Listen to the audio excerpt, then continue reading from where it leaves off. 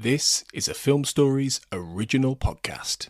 Yeah, what I think about a lot is the Abigail Folger seeing, Susan Atkins walking around the house and just waving to her, and she waved back because it was the 60s, and you could easily find somebody wandering around your house barefoot and long-haired, and you'd wave at them. It is like something out of a horror movie. I mean, that's one of the reasons why it's lasted, I think. This is Writers on Film, the only podcast dedicated to books on cinema.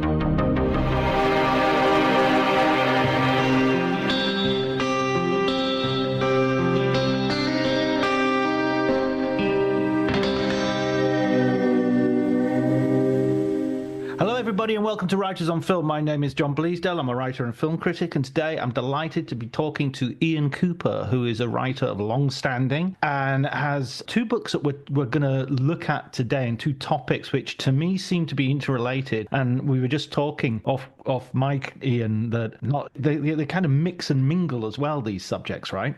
Sure, yeah. First of all, though, Ian, I really want to talk about how you got into writing. What was your entry into writing about film? I was teaching film in London quite a long time, and I'd written various bits of things for film guides and things like that. And I got married to a German, and she said she had a good job offer in Germany and I could move here and write full time. So I hadn't really thought about, I kind of thought, yeah, it'd be good to write screenplays or books or whatever. And so I started when we moved here, and I wrote quite a lot of stuff quite quickly because I didn't have a job. I could kind of just sit here. I was in a village. I didn't speak German. We didn't have the internet. So it was kind of a bit like The Shining, without the axe murders. That's really how it happened. Although I'm always disappointed in how few axe murders there actually are in The Shining. I do call me sick, but that is one film which has a paucity of killing. Yeah, well, but the one there is pretty dramatic. So True. Poor Chef Holleran. Yeah.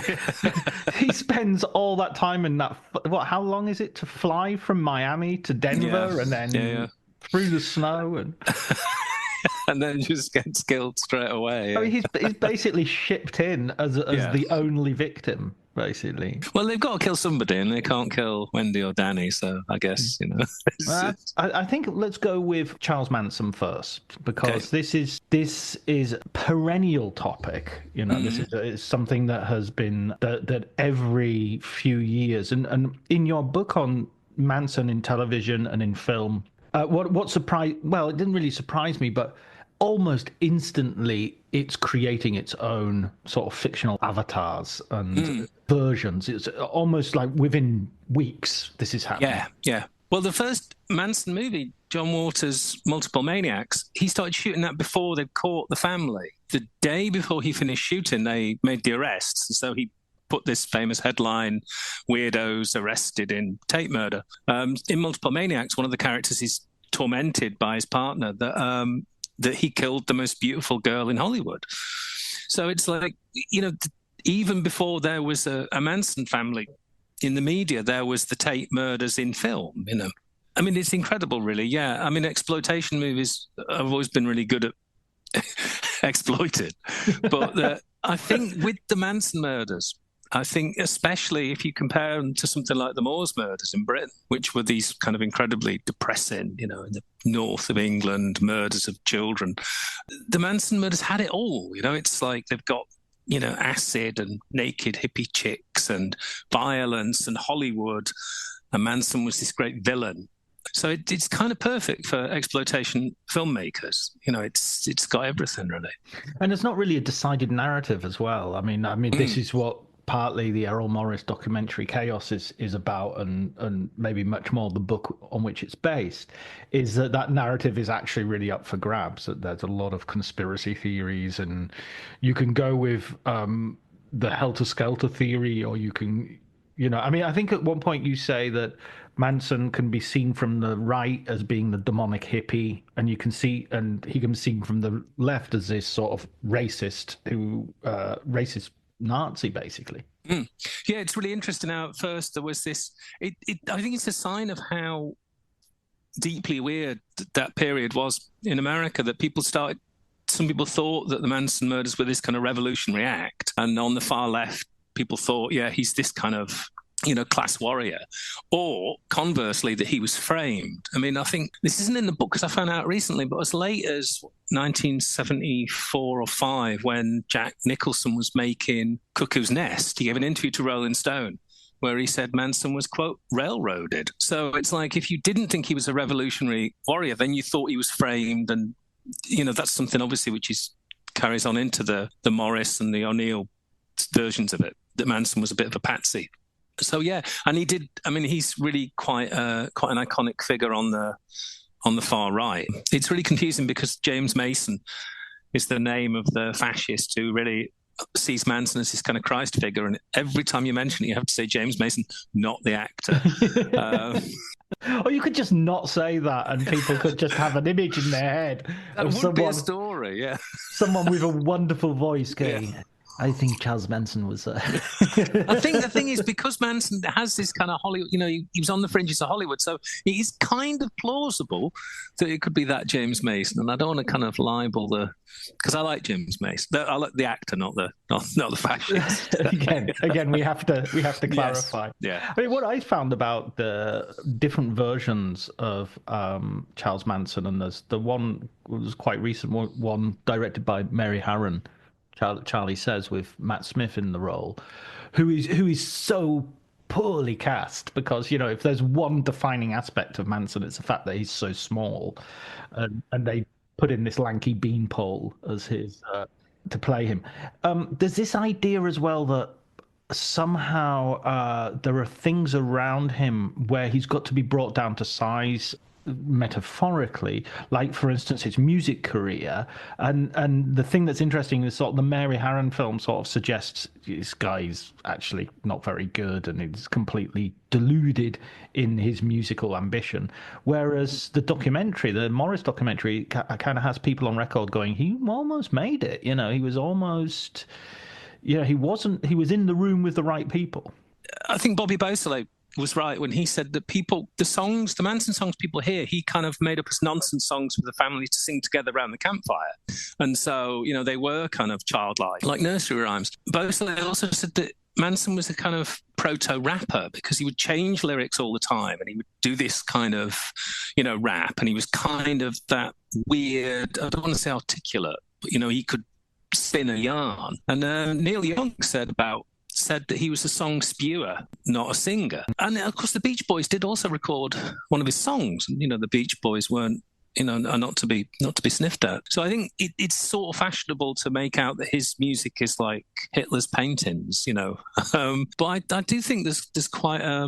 he definitely had talent. Whether he had enough, I mean, that's interesting in the Morris documentary where they keep saying he was nearly there, but he wasn't. But I don't see him as any worse than somebody like Richie Havens, who, had this massive career in the 60s. The interviews that you see with him and the way he sort of performs there is there's a knowingness. I mean, you talk about him rapping and him sort of doing this sort of stream of consciousness almost idea. It reminds me a little bit of Russell Brand, but potentially the first time that's been pointed out. But that he had this sort of way of being sort of ineptly loquacious, that he put unfamiliar words in sentences so that you were going, oh, hang on a minute, how did that, you sort of have to backtrack to see if it makes any sense or not, or whether he's just dazzling you with verbiage. Yeah, I mean, there's a lot of that. We're referring to Prison as the hallways of always is a fantastic quote. And I keep coming back a lot of the time to his phrase, no sense makes sense, which,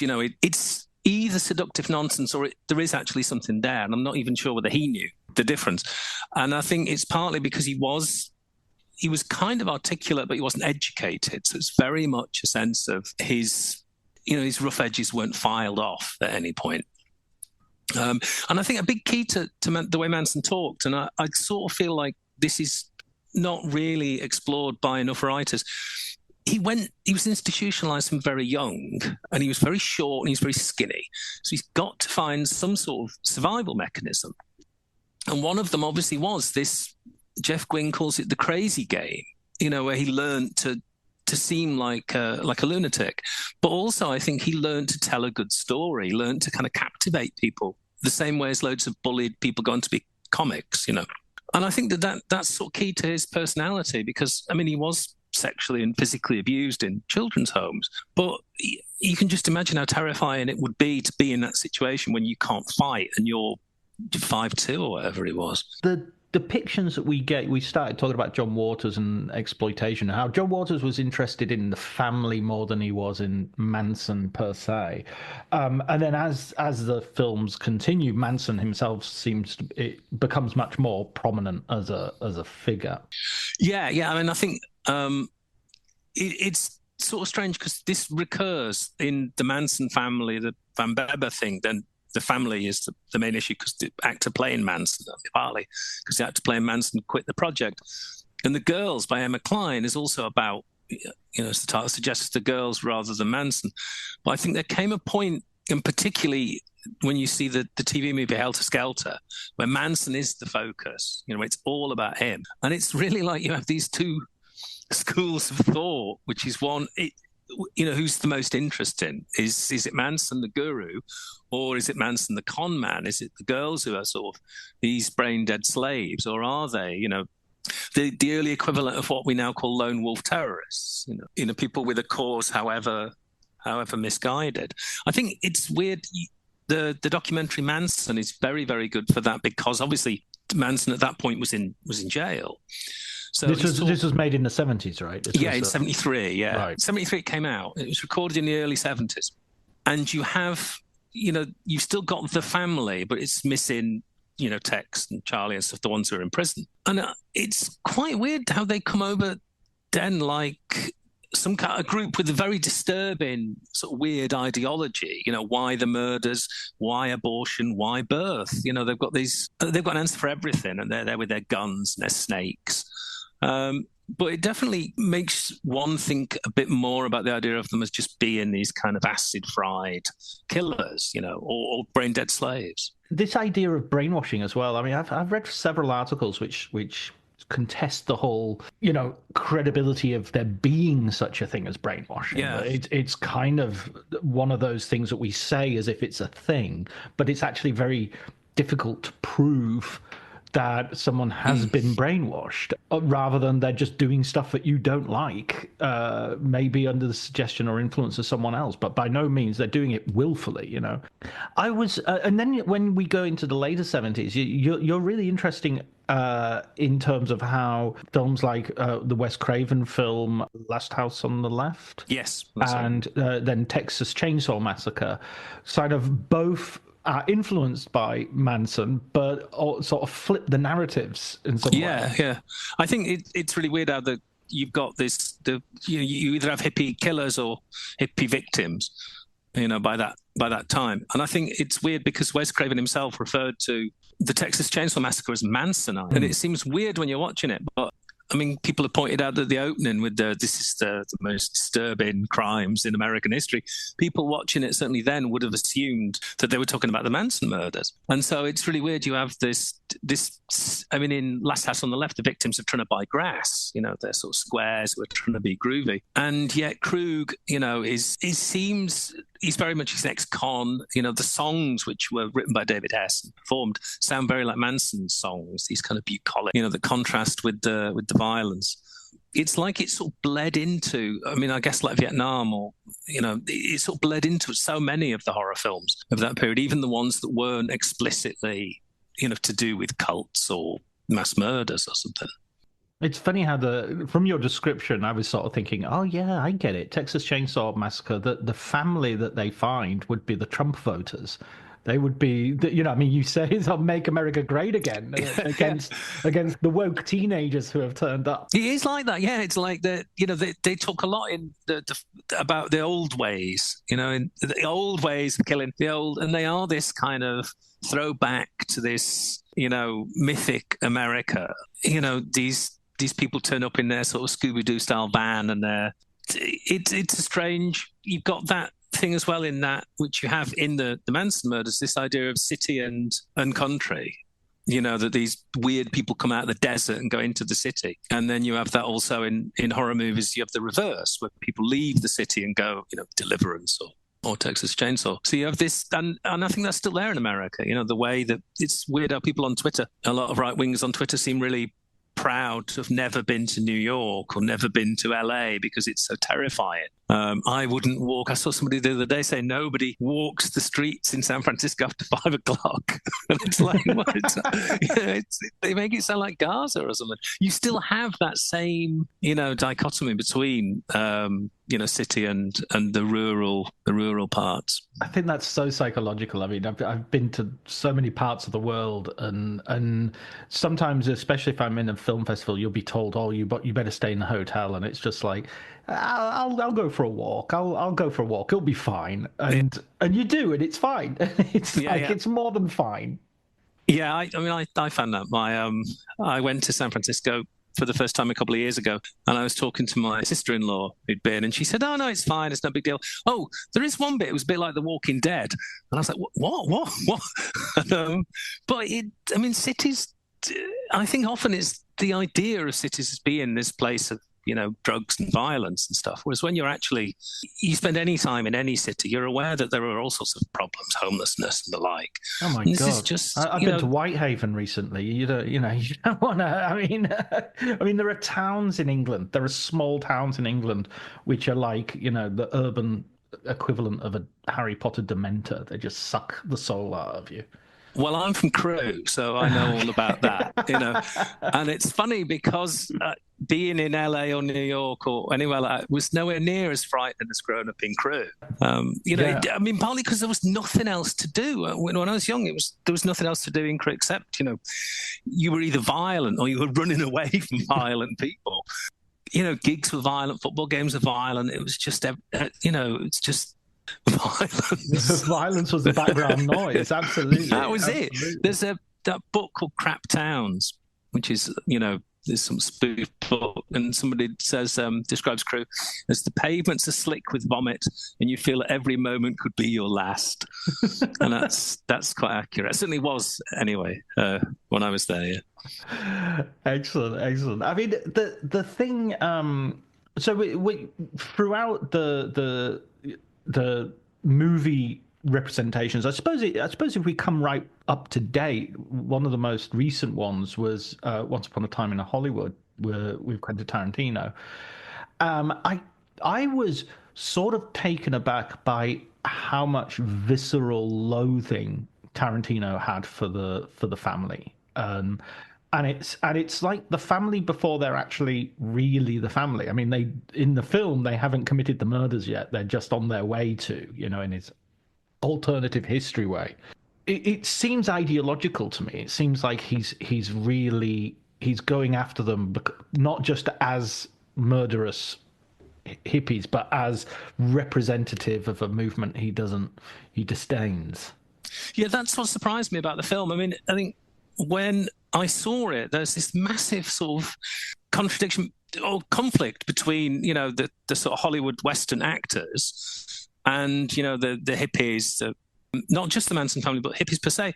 And it's weird because if you look at something like Pat Garrett and Billy the Kid, the Peckinpah film, I mean, Peckinpah was no hippie, but he could see this, casting Bob Dylan and Chris Christopherson and all this sort of thing. There's this affinity he sees an affinity between Western outlaws and, these sort of drug-taking, long-haired people.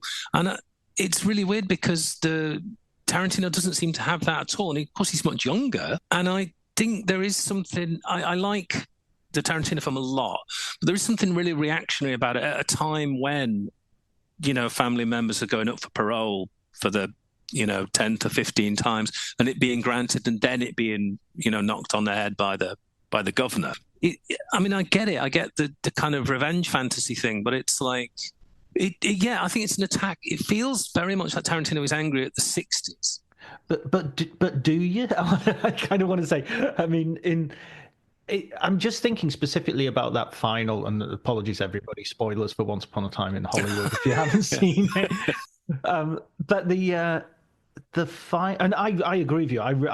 I very much rate the film, but I very much rate. I can really like films and disagree with them, and both thoughts can coexist. Yeah. But I thought there was something almost Elizabethan in the way it was reenacting the murders on the murderers. It was like, we're gonna hang, draw, and quarter you because that's what you are trying to do. We're gonna represent your crimes on your bodies. We're not just gonna kill you. We're gonna literally smash your face in. And we're going to do that to the prettiest girl of the bunch. Yeah, is it like, I think, I can't remember the quote now, there's an Aldous Huxley quote about there's nothing feels as good as doing terrible things in the name of virtue. Oh. And it felt a bit like that. It's like, you can really, really enjoy this violence because these are bad people and we know what they did and it was terrible. And I mean, I kind of like the conflicting feelings to that. It's an interesting film in a lot of ways, but it's like, it was basically, it felt a bit like Death Wish, but much, much better written and directed. That sort of thing where you want, in Death Wish, you kind of enjoy these people being shot in the back for just pulling out a knife. And then you don't feel good about it after, By Death Wish 2 and Death Wish 3 and Death Wish 4, you really wish you really don't feel good. You wish you'd allowed the stabbing to take place. Yes. Well, let's talk a little bit about the most recent, which is the Netflix documentary Chaos. I think we've both read the book on which this is based. I forget the name of the writer, escapes me, even though he's a participant in the Tom O'Neill. Tom O'Neill, that's right. Now, what was your take on the book? The book, it's a strange book because it's got so much in there. It's like he dug up so much stuff and he thought, I'm going to lay it all down. And some of it wasn't. I didn't think it was new. The stuff about Bugliosi, for example, that he was having illegitimate kids with a cocktail waitress or whatever. I mean, I don't think that really proves anything other than he was a lousy husband. But the idea that he came up with Helter Skelter because obviously then the murders are much scarier. This bizarre belief system, killing total strangers and all this, that he kind of ignored evidence that flew in the face of that. I thought was really interesting, and that he tried to blacken O'Neill's name. Allegedly. That was fascinating. But what I liked the most was the thing about how Manson was much more embedded in the LA scene than is widely thought. And especially the story, which, if it's true, it's really strange, is Terry Melcher turning up at the ranch on acid after the murders and begging forgiveness from Manson. That was all really interesting. The MK Ultra stuff, I know that there's quite a lot of really, really strange things going on in Haight-Ashbury at that time. And it would be weird if the CIA or whoever didn't have an interest in what's basically this kind of insurrection in the middle of an American city. But there's also, it seems like all conspiracy theories, to sort of try and make sense of something which can't really be explained. And I think that was a problem. Or which can be explained with far more boring but more credible ideas. Like, for instance, in the film, they talk about this particular doctor who has been conducting experiments, and he's been brainwashing people. And it's kind of one of those... they use the Manchurian Candidate as an example of like, yeah, look, it happened in... But wait a second, Manchurian Candidate is a film. It's not. It's not a documented fact that this happened, and it's a film about a It's sort of like using Invasion of the Body Snatchers as evidence that people have become pod people. And there's one point at which he says, the author says, why would he said that he had succeeded? Why would he say he'd succeeded if he hadn't? And why would the CIA pay him this substantial sums of money for... The CIA pay lots of crackpots substantial... they're not like... they're a secretive organization which is completely riddled with corruption. Of course there's going to be money going missing and people getting paid for jobs they don't necessarily do. And of course, and also I think everybody was kind of... playing catch up at that time with, you've got these acid experiments in the late 50s. And I think Morris was interested in that because he made Wormwood earlier, which was also about these CIA experiments. And then, of course, it gets out of control and everybody's dropping acid. And I always think it's weird that it went, what people who went through these terrifying experiences in the acid tests when they were dosed without their knowledge, what they must have thought 10 years later to realize that it was this kind of recreational drug used by millions of young people. And I think I'm not sure anybody knew what was going on. And what I think is notable when you hear Bobby Beausoleil in the documentary as the voice of reason, quote unquote, that is convincing until you realize that it's like the fourth or fifth version of the story he's told. I'm not even sure that the people involved know why a lot of these things happen, partly because of people messed up on drugs tend to make really bad decisions.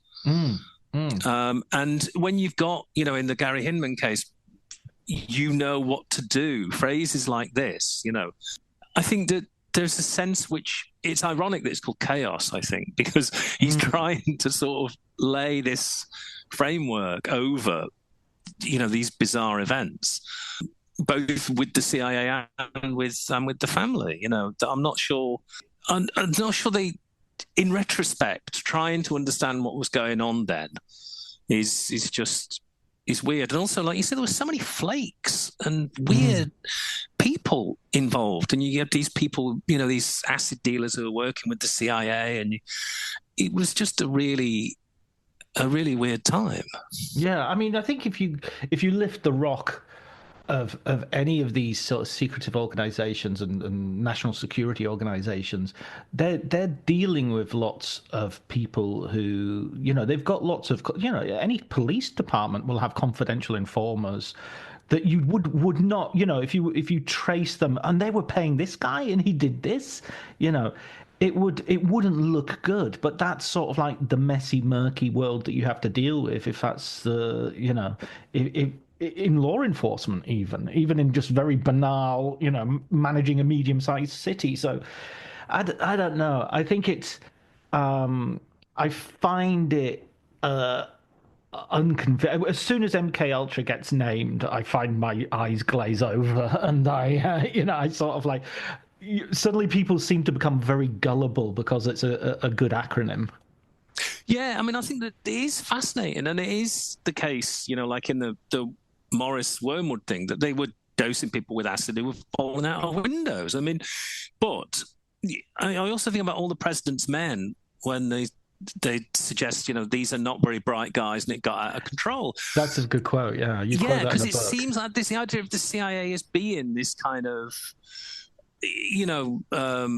like the Illuminati or the Freemasons, as kind of these moving everybody around like they're puppets. And I don't think that's the reality of things, looking at the way that, all sorts of things work out. It's often it's just things get out of control. And it's different departments, different departments doing different things. I mean, I think one of the best films about the CIA and the national security sort of apparatus is Burn After Reading by the Coen brothers, in which, it's superb because it's a comedy about a conspiracy that never happened. It's like a typical Coen brothers where there's no there, and lots of people die, a little bit like Fargo. And it's framed by these wonderful scenes in which J.K. Simmons is like one of the heads of one of the departments, and he's constantly being asked, "Oh, should we arrest him?" And he's going like, "Oh, fuck no, stay right. Should we stop him at the airport? He's trying to escape. Oh, fuck, let him go." It's the least problems that we have, the better it is. We're not interested in any of this, Yeah. Well, I was reading a book not long ago about the Robert Kennedy assassination. So it was things like, well, the police didn't release these photographs of the door with bullet holes in, so this must be a conspiracy. And I was thinking, I remember the Yorkshire Ripper investigation when they were talking to the guy who was the Ripper like 4 or 5 times, and that wasn't a conspiracy. That was, just incompetence. And the idea that something, some screw up somewhere, some photograph not being released or some interview not going ahead, is part of some grand design rather than somebody screwing up somewhere is weird to me, you know, and that I think that sort of magical thinking is behind a lot of these ideas, you know. But also it is, as you say, because I think the Manson case lends itself to that, because there is no definitive, you know, we're still arguing about the motive, and so it's ripe for conspiracy. It's what you said earlier on as well about the use of drugs in terms of perceiving stuff in the moment. It's also about trying to remember stuff, and without getting too philosophical, it seems like there are these moments, these sort of fulcrum-like moments in history, and you want to go back, you know, Archduke Franz Ferdinand, the Cielo Drive. You want to go back and sort of, and I mean that's what the Tarantino film is very much about. Is if we could go back and just be there and see what happened and see what and you know and if somebody, I mean that's one of the things that was interesting, I thought, in the documentary when I was watching it, is that everybody in that house tries something different. Every victim in that house tries something different. So, like most murder situations, you're thinking, well, why didn't you just try to run, or why didn't you just try to grab the knife, or why didn't you try to just beg or try to communicate with the person? And they all try different strategies, and it all fails. And so it's sort of complete. That's the nightmare for me. Is like there is no, well, why don't you just jump out the window? Yeah, what I think about a lot is the Abigail Folger seeing, you know, Susan Atkins walking around the house and just waving to her, and she waved back, because it was the 60s, and you could easily find somebody wandering around your house barefoot and long-haired, and you'd wave at them. You know, it's I mean, it's a sort of, it is like something out of a horror movie. I mean, that's one of the reasons why it's lasted, I think. It is just this really, really terrifying thought of you're there, and you're, especially in the case of Sharon Tate, you're young, you're beautiful, you're rich, you're going to have this baby. You're living in this. I mean, that was what was weird when I first went to LA. I really understood. I went to the Getty Center, and you're looking out at these. It's like the nicest place on earth. These huge houses with their swimming pools and these incredible views, and it feels like you've made it. And then these psychos turn up, and you know, whether you offer them money or whether you try to flee, you know, they're going to kill you. And it really is the stuff of nightmares. It's a really, really, and I think that sort of elemental aspect of it is often buried beneath the, you know, was Manson a con man or a guru, or was there a conspiracy? Just the sheer horror of the situation. You mentioned earlier, and I think this would be a good way of moving to Bring Me the Head of Alfredo Garcia. You mentioned that like Tarantino is this much more, feels, especially in this film, much more reactionary in that he doesn't have any time for the hippies at all. And it's kind of weird because like the Sharon Tate film that he shows her watching is kind of what he would consider one of the low points of cinema as well. It's this sort of like 1960s formulaic trash that's not in any way, you know, in his wheelhouse. Obviously doesn't have anything to do with her murder, but culturally that he aligns himself with the TV stars and the sort of second string Hollywood people. But with Peckinpah, there is this sense of the outlaw. There is also a sense that Peckinpah, you know, there's never a problem he's met that he doesn't think violence will somehow solve. And the other Manson, sorry, this is long, but I'll finish now. But the other Manson thing is you mentioned earlier Chris Christopherson being in Pat Garrett. He's also in Bring Me the Head of Alfredo Garcia, and I thought his role, because I knew we were having this conversation, I thought his role as one of the bikers who turns up as a rapist, essentially, with a CND sticker on his jacket. Is precisely speaks to that sort of moral political confusion that Manson seems to evoke. Yes, and it reminded me as well of in Dirty Harry, Scorpio with his peace sign belt buckle. Yeah. You know, this sort of hideous racist hippie with his peace sign belt buckle. There seems to be quite a lot of that. These kind of, and he's yin and yang, as well. Christopherson on the back of his jacket. Yeah, I mean, I think I described in the book as Manson-ish. I was quite shocked when I saw the film. I watched it before I wrote the book. I rewatched it and I thought, God, he really does look a bit like Charlie. I think Peckinpah. I think as far as his attitude to things, I think Pauline Kael, who I have mixed feelings about generally, but she knew him quite well, and she said he just wasn't a reasonable person. Right. People look at him as this icon of artistic integrity, and I do to a degree. I mean, I get quite sort of angry when people say, "Oh, he was a drunk or he was really difficult," because but he made great films, and he did have issues, but I think that he just wasn't a reasonable person. And I commented on that in a thread on Facebook, and somebody said, "Oh, I wouldn't take Pauline Kael's word for it." And Monty Hellman came in the thread, the director, and said, "Actually, I knew Sam well, and Kael is completely right. He wasn't a reasonable person." And I think that's it. It's easy. Monty Hellman has entered the chat. It was like that, really.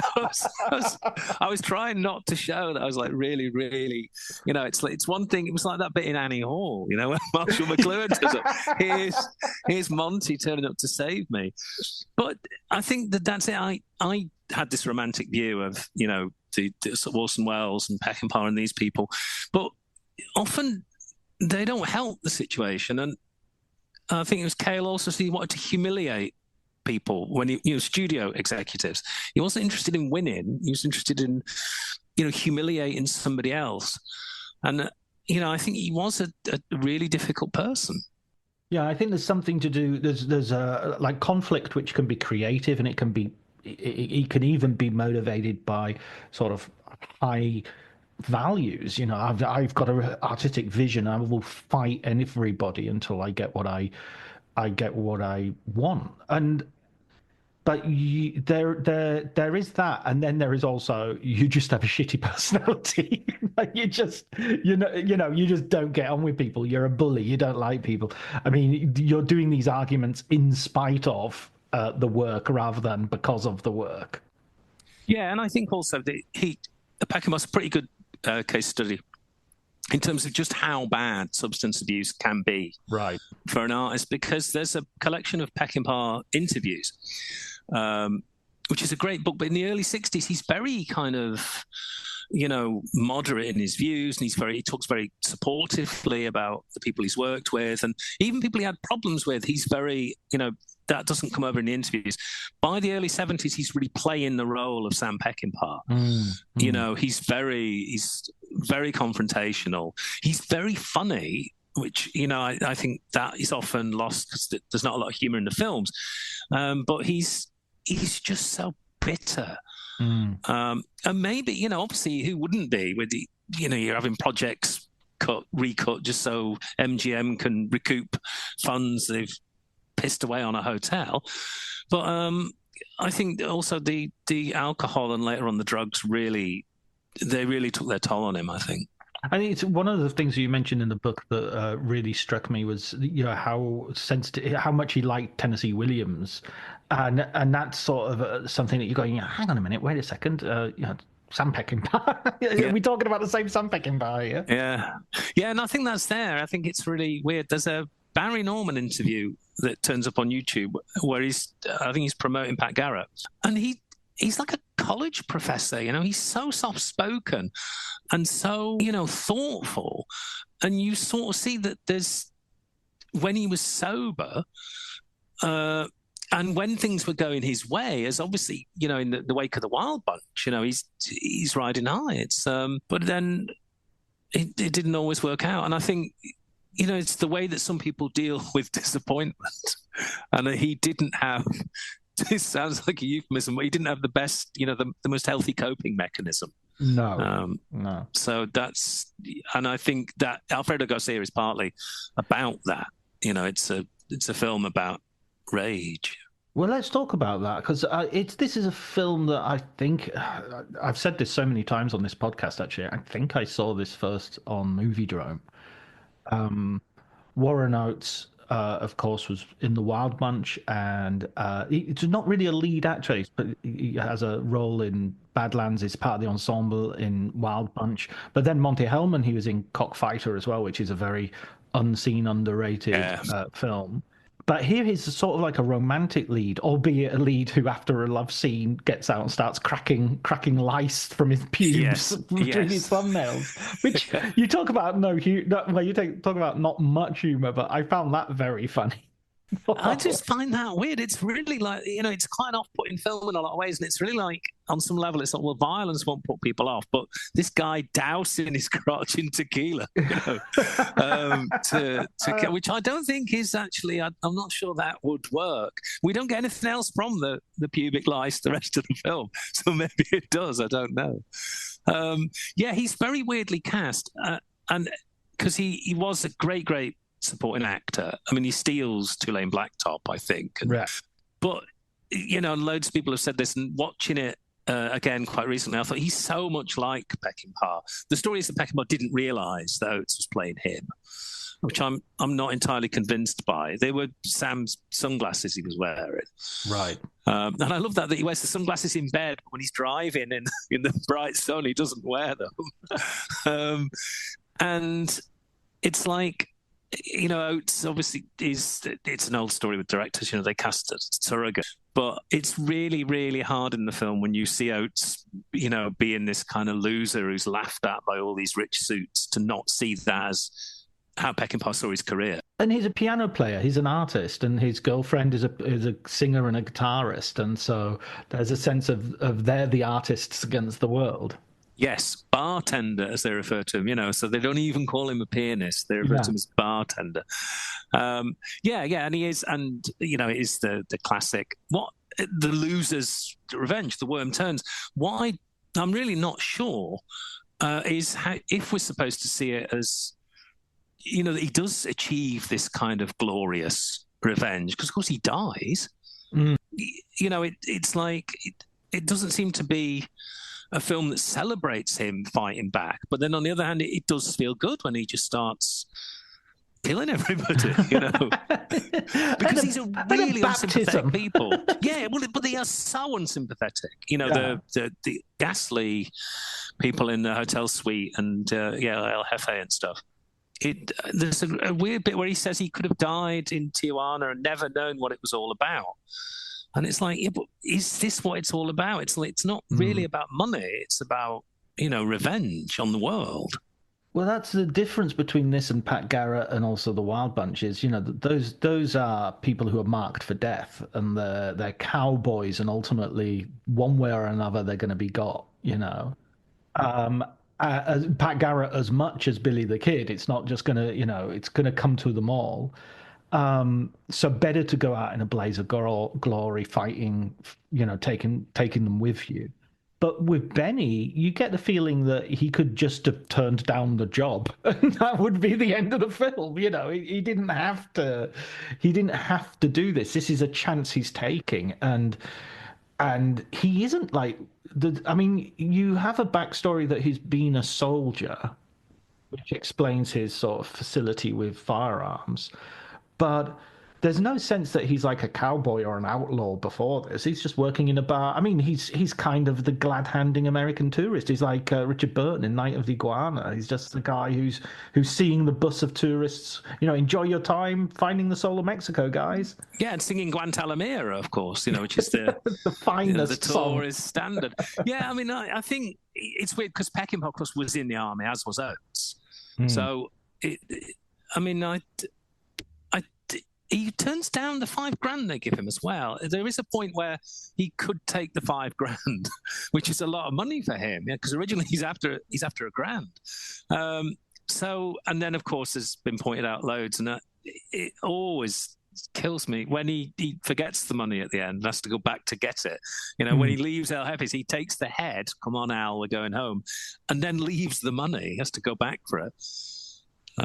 So it's, it really isn't about money. Yeah, absolutely. I mean, and Peckinpah, you mentioned this in the book as well, that Peckinpah saw this as sort of wanted to sell this as a love story, which shows probably how much booze was addling his brain at this point. Yeah. Because Yeah, go on. Well, just that there was this love story. There's this love story between him and the woman that he sort of feels betrayed by because of her relationship with Alfredo Garcia. And a lot of the violence is motivated. You've got that almost rape scene. This is many people's problems with Peckinpah. I think much more than the violence. It is this sort of ambiguous relationship to women who, well, ambiguous. I'm not sure if ambiguous is the word. It's just straightforwardly misogynistic. Yeah. I mean, I think a lot of people tie themselves in knots trying to defend Peckinpah's misogyny, but I think Paul Schrader was more accurate when he said that he learned from Peckinpah that you should just, reach into yourself and put it on screen. Yeah. And I think there is something really ugly about the way. I don't think it's about women actually, but then that in itself is quite misogynistic. Women are just the collateral damage in the struggle between men. I mean, the bit when she goes off with the Chris Christopherson character, and Benny is left with the Donnie Fritz guy, and he says, "Oh, yeah, so she can handle it." It's like men bond with men, even when the woman they're with is off being sexually abused, and I think that's there in Straw Dogs too. That it's like. Men get at each other through violence against women. And women are, this collateral damage of these male struggles. And that's pretty dodgy in itself. Yeah.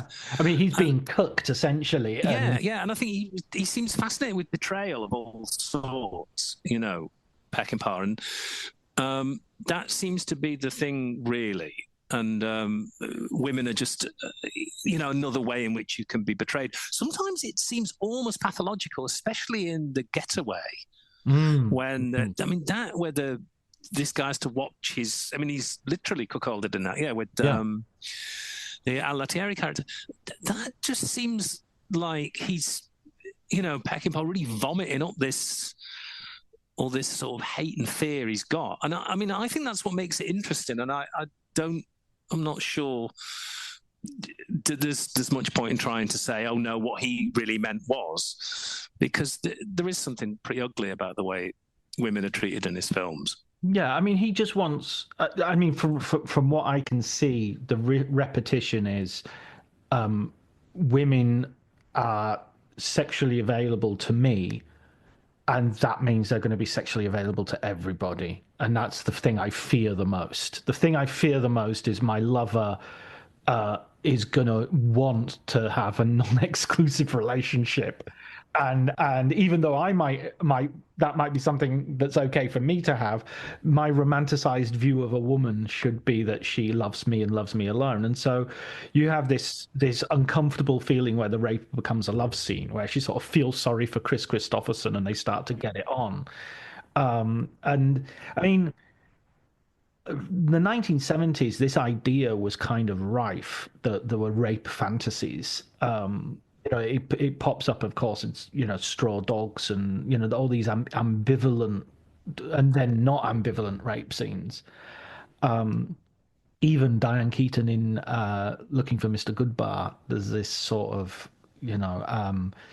where does sexual promiscuity in a woman lead? Where will it go in a misogynistic society? I think this is really reactionary. I mean, it's part and parcel of the view of the sexual revolution, I think. Right. Once women cast off marriage and family, who knows what's going to happen? Where will it end? In rape and death. They're eating dogs, they're eating cats. What is weird, what I think about a lot in Straw Dogs is when people write about it as a rape revenge film, the Dustin Hoffman character never finds out that, his wife has been in, I was going to say rape stroke seduction scenes, but the minute you start using phrases like that, you realize just how dodgy, the films are, that there is this deliberate, confusion. So it's like we see it. We see the Amy and the villagers, but he never finds out. And of course, that's not in the book. The source novel. The guy who wrote the source novel, The Siege of Trench's Farm, described Peckinpah as a sick individual, right. Presumably because of that rape scene. Yeah, it was very much. I mean, it was a thing in that period, but it was also something you see particularly in Peckinpah. Yeah. I remember listening to Susan George on the radio once being interviewed about that rape scene and saying it took like 4 or 5 days for them to film, and that's one of the things that knowing how films are made, there are so many moments where somebody can go, are we sure we want to do this? Are you sure you want to put the camera there? Are you sure you want to have this last quite so long? There are so many moments where you could sort of decide to do something else. Yeah. Well, I think it's weird. I think I might say this in the book, but it's something that I've definitely said it in another book as well, that when you started to get the collapse of the production code and you could start to show, sex scenes, how many major directors opted straight for rape scenes? You've got these, it's like we've got this naked woman and we could have a shower scene and we could have a sex scene, but no, we'll have in Clockwork Orange and Straw Dogs, and even something like The Devils, where you've got these naked nuns being manhandled and mistreated and tortured. And I know there's the theory that it's some sort of reaction against feminism, but it seems weirder than that often. Yeah, I remember reading an article, I think it was in the Sunday Times once, that was sort of bemoaning, this was years and years ago, bemoaning, might have even been at the time of the accused, that rape was being put on screen so frequently, and it sort of said, oh, it's a cheap way of having violence and sex at the same time. And I sort of remember thinking, oh, that's sort of nonsense. It's a simplistic way of looking at it. But there are times in the 70s where you do sort of think, Jesus Christ, it was hard to be an actress in the 70s. I mean, you must have been, what page am I getting raped on? Because it's... and even in quite inconsequential movies, not even, it wasn't like the movie's about this. It's weird because in A Clockwork Orange, it's violence, but it's also straight away it's sexual violence. This isn't, clearly Alex is supposed to be like a football hooligan, but it's so much of the violence is against women, and so much of it is quite, lovingly portrayed with lots and lots of nudity and these. And I mean, I think it's, in Peckinpah's case, it's something almost pathological, but there was definitely something in the culture then. But it's funny when you said Diane Keaton, because I was thinking there's a line where she says in Play It Again, Sam, I'll never get raped, not with my luck. And it's like, and I guess that it depends on who's doing the raping. Yeah, she has that line, and there's a very funny joke there, which again, there shouldn't be such a thing as a funny rape joke, but she says something like, "Oh, did you hear about the sexual assaults that were happening in Connecticut?" And Woody Allen's character says, "I'd never even been to Connecticut." Which, considering what was to happen later in his private life, it's a massive rings a massive bell these days. Yeah. I think it was very much. It's just interesting that. I mean, I've always thought it's fascinating that when the production code collapsed, violence was the go-to for so many directors rather than sex. But then I guess European filmmakers have been, using graphic sex for quite a while. Oh, I think there is also a sense that I think even today I've seen films very, very recently where the idea of there's this, the most graphic depiction of rape ever sort of. I mean, obviously we've had Gaspar Noé's Irreversible, but even more recently there's been several films that, the names of which, one called Jupiter's Moon or something like that. It's just vile, sort of in your face, absolutely. I'm not sure if Irreversible is necessarily vile, but the actual scenes themselves are vile. And it's almost like, why are these men always proving their bona fides by showing how much they can brutalize women on screen? It just feels to be I mean, maybe I'm being unfair, but that almost feels like the subtext. Why is extreme cinema extreme this way, and not some other? Irreversible is interesting because he does seem to be saying, he's sort of defying you to keep watching. Yeah. And I don't think that's the case in something like Clockwork Orange. I think, the sort of aesthetics of the film, you're impressed with the filmmaking. It does seem to be, I think, in irreversibly, it's almost like he's saying, especially in the opening scene, more than the rape scene even, how much of this can you take? Yeah. It's a much more effective film than Funny Games, I think, in that sense, because it says, look, how much of this can you take and why are you watching it? Because it's so, and there's the fact that it's like static camera. So you can't even say, as you can in the Singing in the Rain bit in Clockwork Orange, oh, but it's so beautifully filmed. But yeah, I still think it's not going to go away, is it? The sort of brutality of. No, I mean, as long as it exists in the world, it's part of the world, and it should be there. And I'm not even saying it should be proportionate, because drama is always fed off violence and conflict, so it's always going to be disproportionate to what it is in life. It's like the day-to-day scene with the swimming pool attendant saying nobody drowned. Listing the years. 1977, nobody drowned. 1978, nobody drowned. 1979, somebody drowned. That's where we put the movie. That's where we shoot the movie. Now, your original reaction to Alfredo Garcia was, I think, probably similar to mine, where you thought it was a bit of a hodgepodge and you weren't quite sure. But now, where do you stand on it? What's your? I think it's brilliant. I think it's a endlessly fascinating film. I read a quote which I would have put in the book, but I only read it recently. Francis Bacon, the painter as opposed to the scientist, said he believed in deeply ordered chaos. And that's Alfredo Garcia, I think. It's a kind of mess. And, that some of the editing is really weird. It feels like it's been, edited for TV in places. Choppy and But... Well, I was wondering about the cut I was watching, because I watched a cut off the internet database, the sort of free thing, and it's just under 2 hours. And I was thinking, am I watching a sort of cut version? Because it doesn't seem as violent as usual, and... there's not much slow motion. I mean, there's literally like 4 or 5 shots of slow motion in the whole thing. A car going through a puddle, which is really underwhelming. That seems deliberate. That is just as self-destructive as Peckinpah's cocaine habit, I think. This casual use, it's like a car going through it. It's like, you want slow motion? Here's slow motion. Yeah. I don't think it's that bit at the beginning where they break. Apparently, it's supposed to be her wrist, although it always seems like her arm. The pregnant. That goes. I find that really, really hard to watch. Actually, right, it's a really, that is a really shocking moment of violence. But I think it's sort of chaotic, and it feels sort of slipshod in places, and the narrative is really weird, because the first hour it's fairly slow moving, and then in the last 20 minutes you get so many people getting shot, but it's not as good a film obviously as The Wild Bunch, which is a great movie, but there's just something about it's like you really are.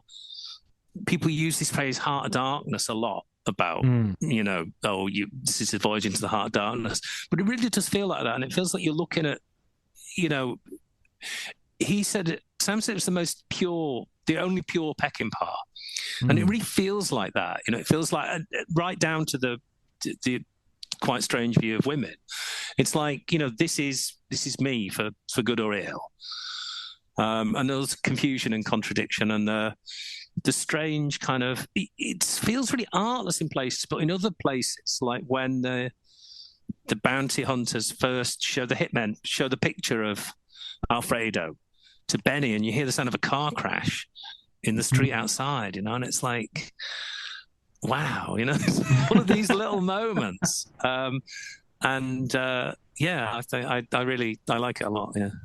Yeah, I mean, I love the way in the book you talk about sort of the mismatch of the lighting in some of the scenes, and yet at that same time, that might be just Benny's drunk, and so like he blacks out a bit, and day turns up without him expecting it to. And it is really weird. I watched it again, thinking, was I a bit harsh on the lighting? But no, it's getting truly dark, awful. then it's really light, yeah. And also, it's like some of the shots are so strange because it's they're shooting into the trees, so it looks much darker than it is. And so you've got this sense of disorientation anyway. And I really don't know, how much of this was deliberate. But it's, I love it. I think it's got a lot of power. I can see exactly, partly because I didn't like it when I first saw it, but I can see why it turned up in these 50 worst movies of all time, these kind of books, because superficially, it's not great, but I think it's really a really incredible film. Yeah, and I love Warren Oates in it. I love him talking to the flies and the head, and trying to order an omelette while the head is stinking up the car and stuff like that. It's just the fact that he's ordering an omelette as well is really, really, grotesque. I like it when the kid says what's in the bag, and he doesn't say dead cat, he says cat. Dead cat. He's got these great lines, and that's it. There's a sort of poetry to loads of the dialogue. It's really, really kind of beautifully written, but you have to pay attention because otherwise it just sounds like B-movie dialogue. Yeah, don't you watch me with your goddamn eyes? That's weird. That's a really strange line. Yeah. And why? Because it feels so damn good. That shouldn't work. That obviously, in loads and loads of movies where somebody's shooting somebody, we know they're doing it because it feels good. But to actually have the character say it, that's fantastic. Yeah, and it's. I don't know. I like the fact it doesn't hang around. I think I prefer it to Pat Garrett and Billy the Kid because I find Pat Garrett and Billy the Kid more of a poem than a film. It's sort of like a series of murders looking for a story. It's constantly about somebody going. It's like Beckett in a way. It's constantly about someone going, I think I'll leave, and then not leaving. It just feels really like a stoner movie. It's really funny because when you watch things like Slacker and stuff, and these films that have this kind of dope vibe, and Pat Garrett always feels like it just. It's violent, but it doesn't feel violent. It's everything is kind of drawn out and elongated, and I like that. But it's very much, this sort of stone trip to death. It's this really long, and like you say, we know the characters are going to die. It's even if you don't know anything about them, it's really they're Walking Dead essentially. Yeah. I rewatched as well Missouri Breaks recently, not having watched it for a long time. So I think I was a kid when I watched it originally.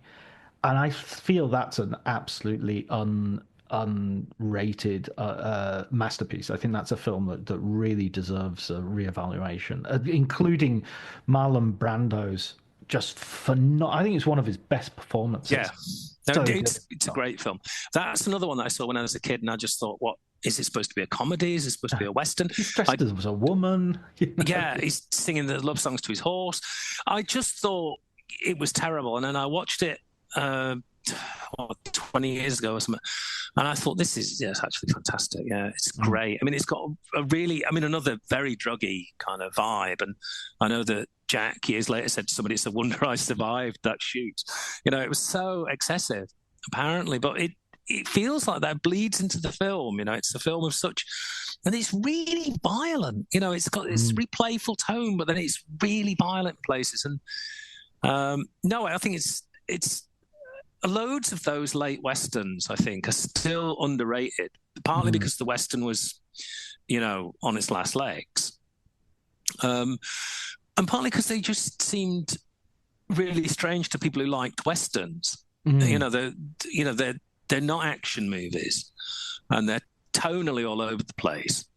And I think that but there's some really great films there. Yeah, absolutely. And it was really amazing rewatching Alfredo Garcia, because it brought to mind also, you mentioned The Grifters earlier, Jim Thompson. It felt like, somehow there's a movie, a bit like The Truman Show is the best Philip K. Dick movie, which isn't obviously based on a Philip K. Dick, but, it's a best movie of an author without being based on their work. It felt that was the best Jim Thompson movie without being based on Jim Thompson's novel. It's funny you said, because I was talking to somebody, I was arguing online, and I said I like The Getaway. Monty Hellman. Yeah, no, sadly not this time. No. Well, The Getaway I love, but it misses the great ending of Thompson's book. Absolutely, the cannibalism. Yeah, and somebody said, but Alfredo Garcia takes place in Thompson's world. It's like he missed it out of The Getaway and then immerses us, in Thompson's world for a later film. And I thought, that's true, actually, that it's, what we miss in The Getaway, we have in spades in Alfredo Garcia. Yeah, it feels like that's, it's, I think in the David Weddell biography, the chapter with about the film is called Into the Abyss.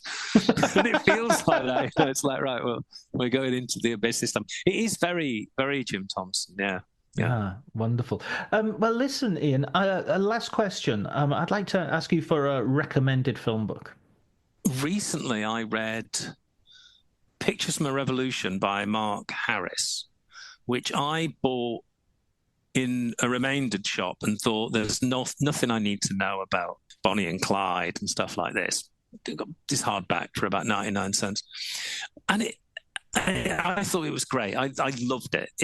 The stuff about Dr. Dolittle in there. Do you know the book? Yeah. We've had Mark on the podcast as well. Oh, right. Okay. Well, I just thought, I'll skip all the stuff about, maybe read about it in the heat of the night, but I'll skip the stuff about Dr. Dolittle. I found the book to be fantastic. Really, really good.